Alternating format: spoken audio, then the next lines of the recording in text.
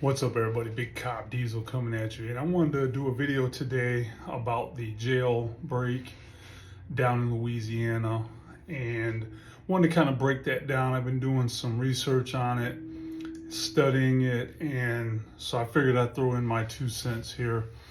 You may or may not know, I was a state correctional officer for 12 years, rose to the rank of lieutenant, and worked just about every security level that the state of Michigan has or had, because it's changed over the years. So I figure also being a team leader for the emergency response team, I figure that it gives me enough credentials to be able to talk about this. All right, so let's talk about it. So 10 inmates escaped a jail. For those of you that hadn't been following the news, or if you heard of it and just didn't care to dig into it, hear the details. So 10 inmates escaped from a jail down in Louisiana.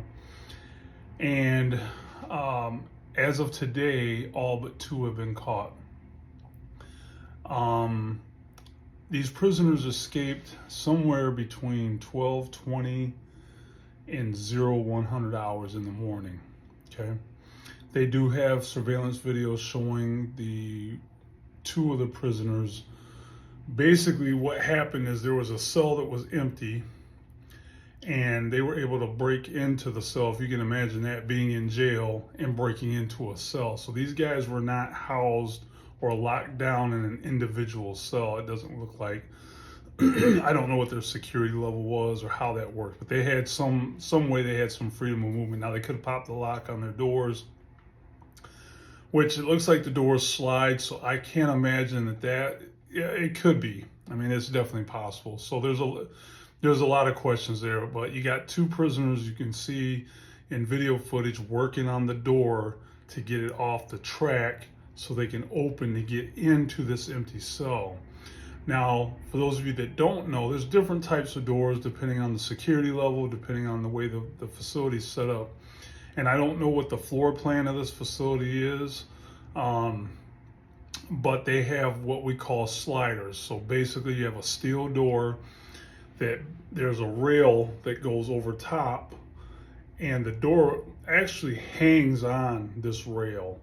So there's rollers, and of course that's all encased in steel. And then on the floor is a rail, and the bottom of the door has prongs that catch the rail, and that's what keeps the door from flapping. Because remember, I said the door is hanging on a rod, heavy duty steel rod, heavy duty rollers, the whole 9. But the door can be kicked off the rail at the bottom with enough kicking over time. If it's not addressed, eventually that door will flap. I've seen it happen. What the prisoners will do is they'll stand with their back to the door inside the cell. They'll stand with their back to the door, and they'll kick the door using the heel, using their heel. That's a lot more powerful than facing the door and doing like a Spartan kick. So they put their back to the door, and they just kick on the door with their heel. And over time, that rail, because it's mounted in cement, will work itself loose and then be able to allow the door to basically become detached from the bottom. It's still hanging at the top, but it'll kind of, we call it flapping when it's doing that, and they could get out. So that could be the situation. We don't know yet. However, so you got the 2 guys that are working on the door, and the first thing I thought of, they're making a lot of racket. How come nobody is responding? Because again, it's a steel door. Even though it was closed, there was a little wiggle room so you could get some movement. That's still metal hitting metal, which would have made a ruckus.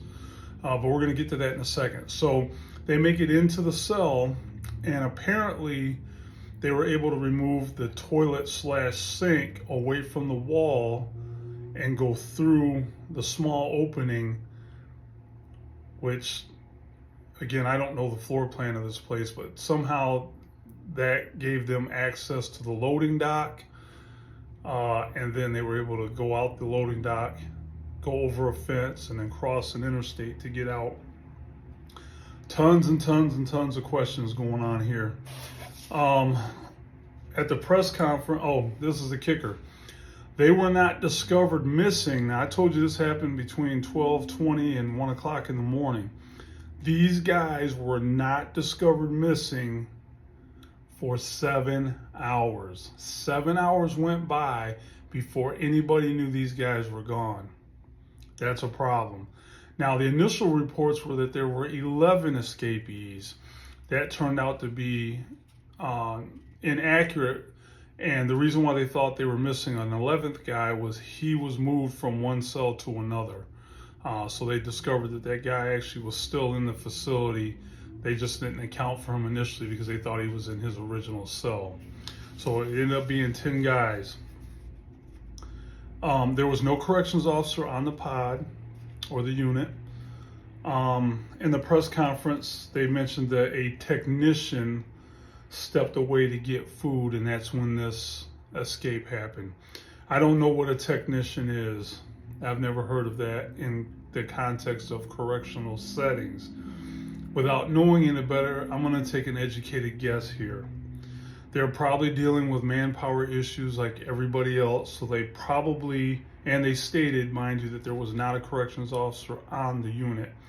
So that tells me they came up with this cockamamie.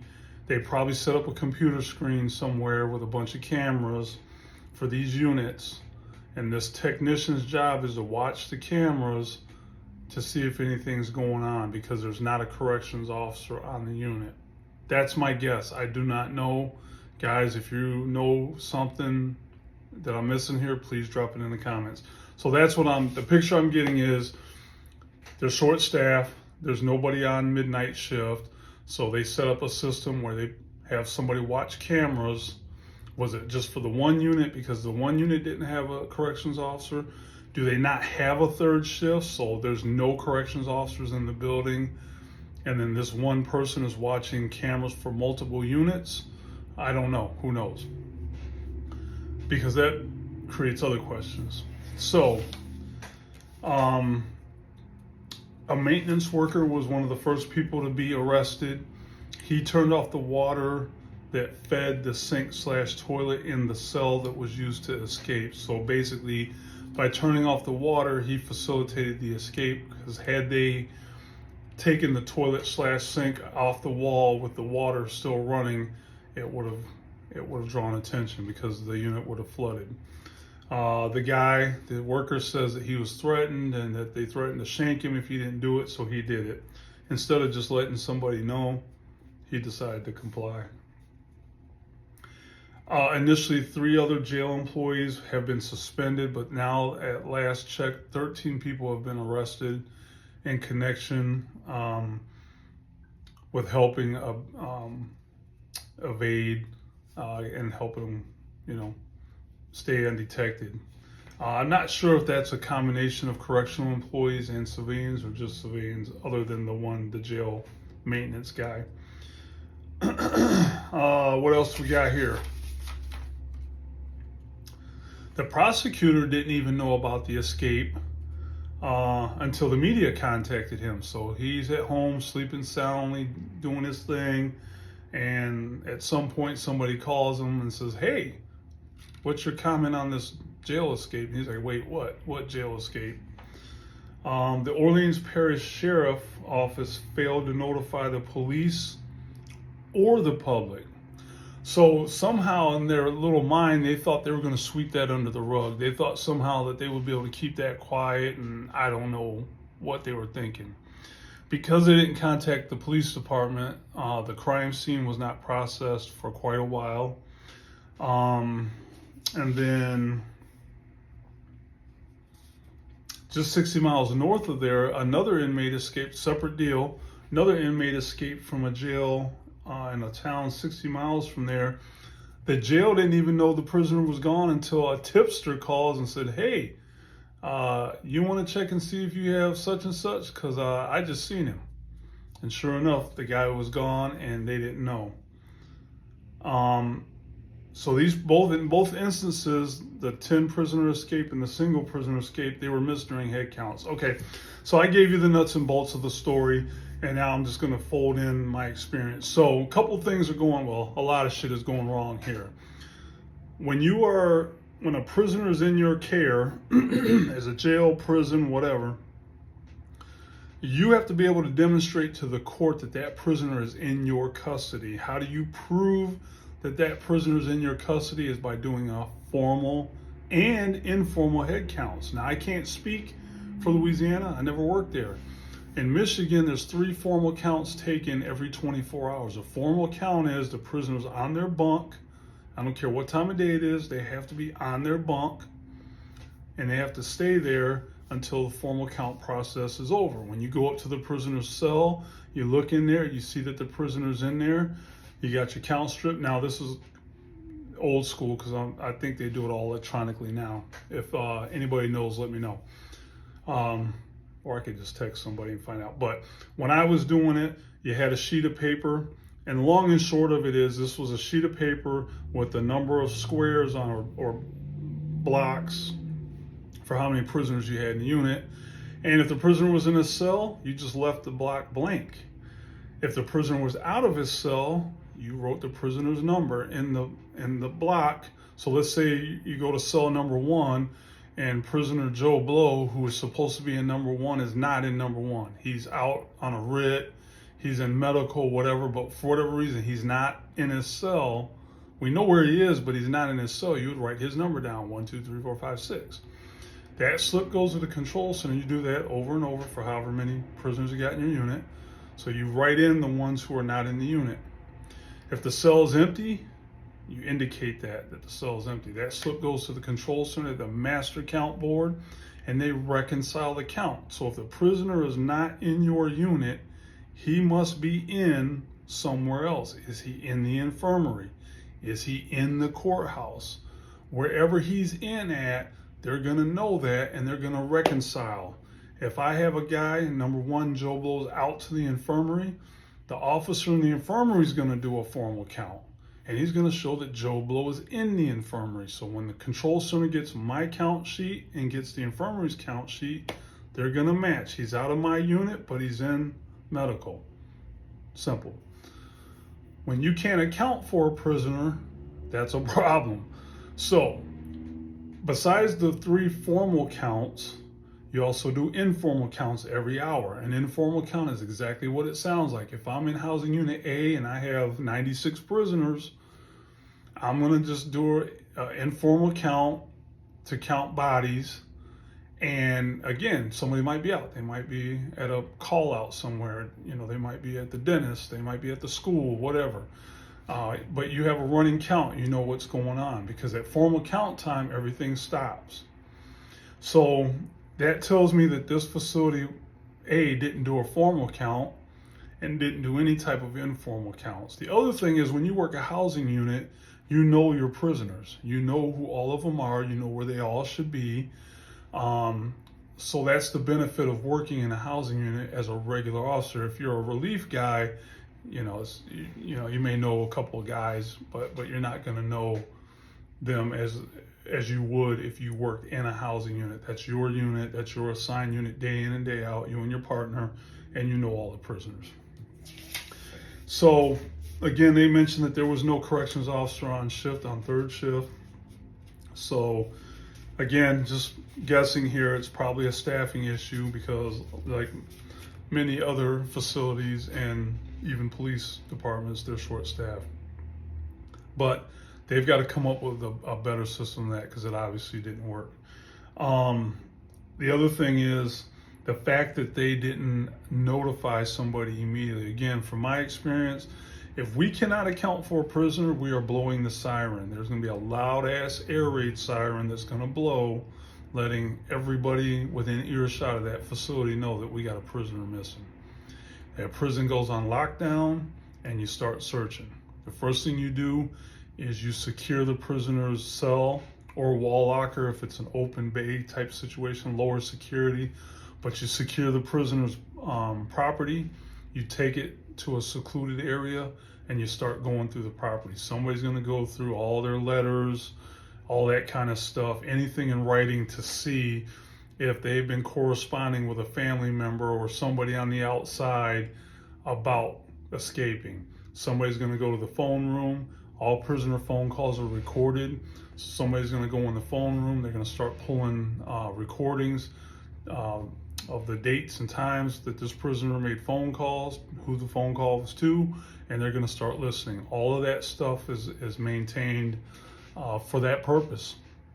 And then again, prison's locked down, so there's no movement. Local police is going to be notified. Obviously, everything goes up our chain of command. We're going to notify, the director is going to know that somebody is unaccounted for. We have 1 hour to clear count by policy. If we can't clear count in an hour, siren gets blown. So start making phone calls. The warden gets notified. The regional prison administrator gets notified. The deputy director, the director, the emergency SWAT, the emergency response team. It's basically a SWAT team. The emergency response team is going to get activated. State police, local sheriff's department are going to come out with K9. State police are going to come out with a helicopter, and the search is on. And you're going to start working in concentric circles out from the facility, and you're going to start looking for this guy. So that's what should have happened. Okay, they should have, especially 10 prisoners. I don't know if that's even ever happened before, but that would have warranted an enormous response. I would imagine that if they'd have called the police immediately when this happened, there would have been an overwhelming response from local law enforcement and state law enforcement. And they probably would have caught all these guys by now, because you can only go so far. You're on foot. The average person can travel 3 to 4 miles an hour on foot. That's if they don't stop. And these guys aren't going to just get on the highway and book it because they don't want to be seen. So a lot of failures there.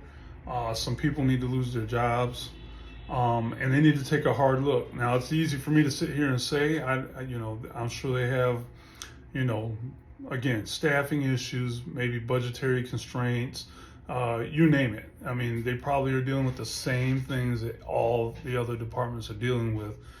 But the other issue that they have is they better hope that none of these guys hurt anybody, victimized anybody, because that's just going to add more on top of it. Because if anybody is assaulted, killed, robbed, anything like that, that rests on the shoulders of that jail administrator. The purpose of prison, I'm going to tell you what you already know, but I'm just going to articulate it. The purpose of prison and jail is to protect the public. How do you protect the public? By making sure that the people that are in there stay in there.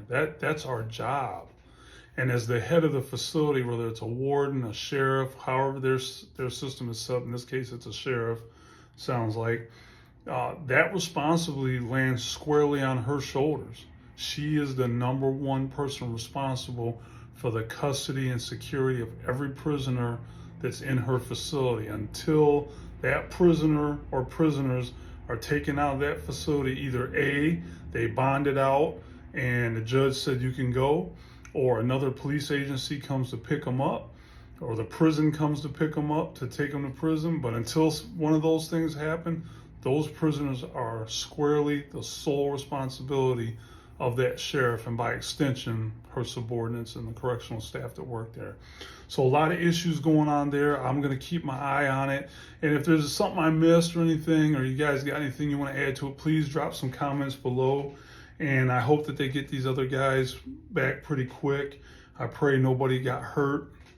And they need to clean house at that jail. They need to clean house at that jail. And if they need somebody to come help run that place, tell them they can send me a message. I'd be more than happy to go down as a consultant and help get that place squared away. All right, everybody. In the meantime, carry your firearm everywhere you're legally allowed to.